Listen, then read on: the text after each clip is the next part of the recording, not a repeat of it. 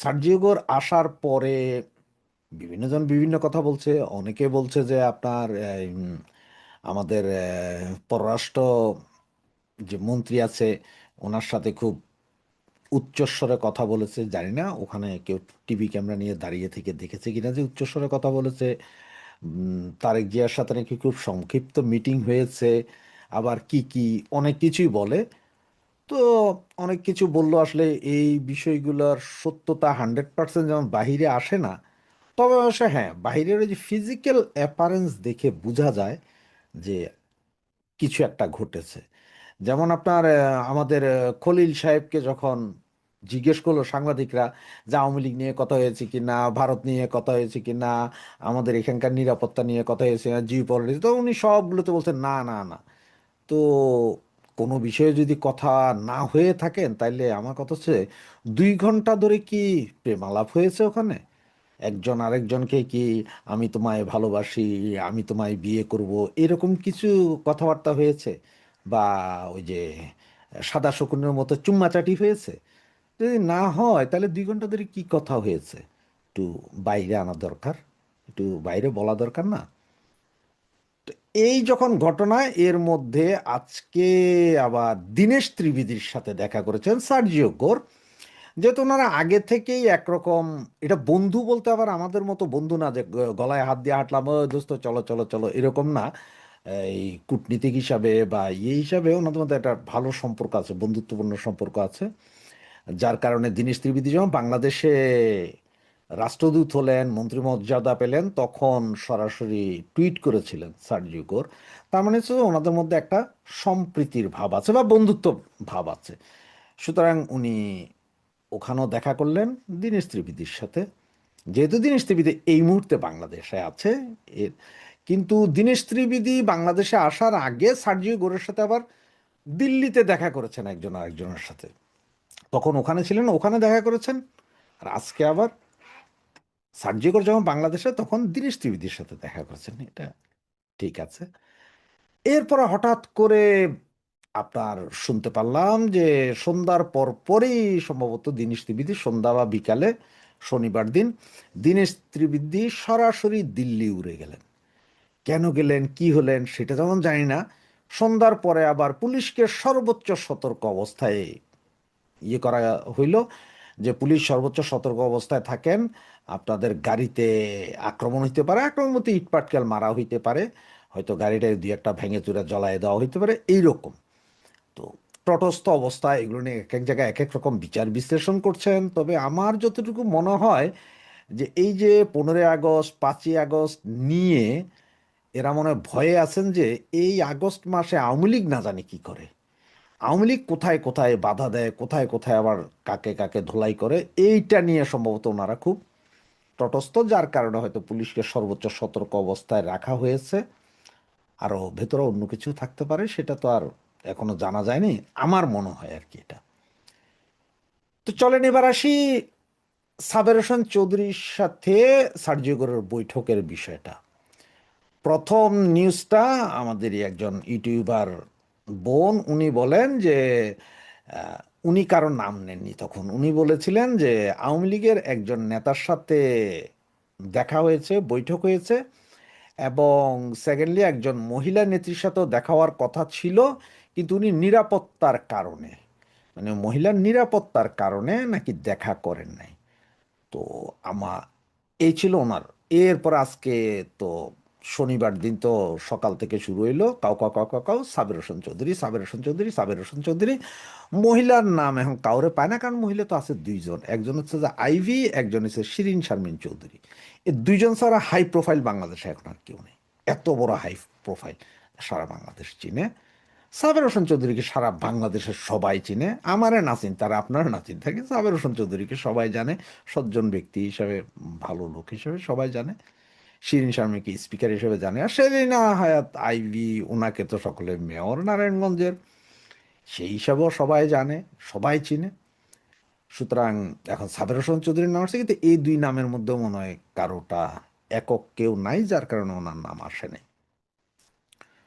তো সত্য না মিথ্যা, এখন আমার যেটা কথা, এটা আমার যুক্তি, আমি যেটা বুঝি, আমি জানি না আপনারা আমার এই যুক্তি ভালো লাগবে কিনা, আবার আপনাদের পছন্দ হবে কিনা তাও জানি না। অনেকের হয়তো পছন্দ হইতে পারে, অনেকের নাও হইতে পারে। তো আমার যুক্তি যেটা দেখেন, সার্জিও গোর দিল্লিতে ওনার অফিস, বিশাল অফিস। উনি যেহেতু আপনার বাংলাদেশ, ভারত, পাকিস্তান, শ্রীলঙ্কা এগুলো পুরোটাই, ওইখানে যত জায়গায় যত অ্যাম্বাসেডার সকলের বস কিন্তু সার্জিও গোর। ওনার চোখে দেখেন হচ্ছে যে কে, আমেরিকান প্রশাসন, ডোনাল্ড ট্রাম্প প্রশাসন বলেন বা যাই বলেন, আমেরিকান প্রশাসন বলি আমি। কারণ ক্ষমতায় ডোনাল্ড ট্রাম্প থাকুক আর কালাচোরা থাকুক, ওদের নেতা চেঞ্জ হয়, নীতি নয়। তো সার্জিও গোর দক্ষিণ এশিয়ার একজন বিগ শট। ওনার কথা চলে, উনি যা বলেন ওনার সাথেই বাকিরা সবাই যোগাযোগ করেন। উনি তো উনি দিল্লিতে থাকেন। উনি তো শেখ হাসিনার সাথে আগে খবর হয়েছে আওয়ামী লীগ নেতাদের সাথে বৈঠক করছেন সার্জিও গোর, শেখ হাসিনার সাথে নাকি দেখা করছে, এরকম অনেক কথা উঠছে। হ্যাঁ, শেখ হাসিনার সাথে দেখা সার্জিও গোর করতে পারে, এবং উনি যদি করেন, উনি যদি সার্জিও গোর যদি শেখ হাসিনার সাথে দেখা করতে যান বা বৈঠকও হয়, প্রতিদিনও যদি বৈঠক হয়, সেটা যতক্ষণ পর্যন্ত ইন্ডিয়া স্বীকার না করবে, পৃথিবীর কারো ক্ষমতা নাই এটা বের করে দেওয়ার যে হ্যাঁ বৈঠক হয়েছে। তার কারণ হচ্ছে যে ওনারা তো বৈঠক করেন, শেখ হাসিনা বিশেষ নিরাপত্তা ব্যবস্থায় আছেন। সার্জিওগরের গাড়ি গেলে রাস্তা থেকে হয়তো একটা ছবি তোলা যাবে, হ্যাঁ ওই শেখ হাসিনার বাড়ির এখানে গেছে, হ্যাঁ ভেতরে ঢুকছে, উনি হাইটা গেছেন, শেখ হাসিনার সামনে এসে হাত মিলিয়ে বলেছেন যে আসেন, বসেন একটু চা খাই। যদি বাইরে থেকে দেখে ভিডিও কেউ করতে পারে, ছবি কেউ তুলতে পারে, তাইলে এটা হচ্ছে যে প্রমাণ করা সম্ভব যে বৈঠক হয়েছে। আর যদি না পারেন তাহলে তো সম্ভব না। গণভবনের ভেতরে শেখ হাসিনা আহ, কতক্ষণ হাঁটতেন, কতক্ষণ বসতেন, কতক্ষণ খাইতেন, এগুলো কি কখনো ছবি বাইরে আসছে? বাইরে আসে না। বাইরে আসছে কোনটা, যখন উনি বাইরে এসে হেলিকপ্টারে উঠতেছেন দূর থেকে একজন ক্যামেরা দিয়ে। তো দূর থেকে ক্যামেরা দিয়ে হয়তো সার্জিকলের গাড়ি পর্যন্ত হইতে পারে, আবার সেম গাড়ি নেয় কিনা সেটাও সন্দেহ। তুমি তো সরাসরি শেখ হাসিনার সাথে কথা বলতে পারেন, ওখানেই বৈঠক করতে পারেন, ওনার কাছ থেকে জানতে পারেন। এমন তো কিছু না যে উনি উইরা আইসা এই সাবের হোসেন চৌধুরীর সাথেই কথা বলতে হবে, বা অমুকের সাথে কথা বলতে হবে, বা আমার মতো তুচ্ছা মুচ্চার সাথে কথা বলতে হবে আওয়ামী লীগ না, তেমন তো কিছু না।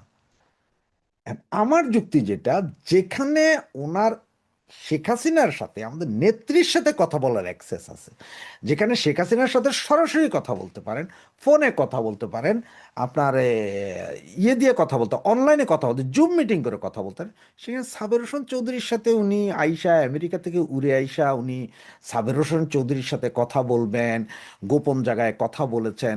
এবং সাবের হোসেন চৌধুরীর নিরাপত্তার যদি বিঘ্নিত না হয়, তাইলে মহিলা নেত্রী যিনি আছেন ওনার কেন হবে? কারণ উনি তো আমেরিকান কূটনীতিক না। উনি যদি সরকারের বলে যে অমুকেরে আনো, এমন ভাবে আনো যে এসএসএফটা গোটা সেনাবাহিনী দিয়ে প্রটোকল দিয়ে আনতে হবে, তাও তো তার কথা হইতে পারে। এখন এই যখন অবস্থা, এবং আপনি একটু চিন্তা করেন যে আপনি নিজে যখন নেত্রীর সাথে কথা বলতে পারবেন, তখন কি আপনি এই লোকাল নেতা, এই লোকাল টন্নি, লোকাল এমপিদের কোনো দরকার আছে? কারো পাঁচ আটার দরকার আছে? কারণ আপনার কাছে নাম্বার আছে, আপনি সরাসরি ফোন দিলেন, আপা এই, ঠিক না? আর নেত্রী সারা বাংলাদেশের তৃণমূলের সবার সাথে কথা বলতেছে। একটা ছেলে জেলে গেলে সেকেন্ডের ভিতরে ফোন চলে আসছে পরিবারের কাছে, ওই ছেলের কাছে। সেইখানে সার্জিও গোরের সাথে কি নেত্রী কি সরাসরি কথা বলতে পারেন না? তো মোবাইলের যুগ, ইন্টারনেটের যুগ, হইতে পারে, কিন্তু কেউ কি জানেন? বা ভারতের পররাষ্ট্রমন্ত্রী, স্বরাষ্ট্রমন্ত্রী, অমুক মন্ত্রী, এরাও যে দিনে 4 বার বৈঠক করেন না, তারও কি কোনো গ্যারেন্টি কেউ দিতে পারবেন যে করেন না?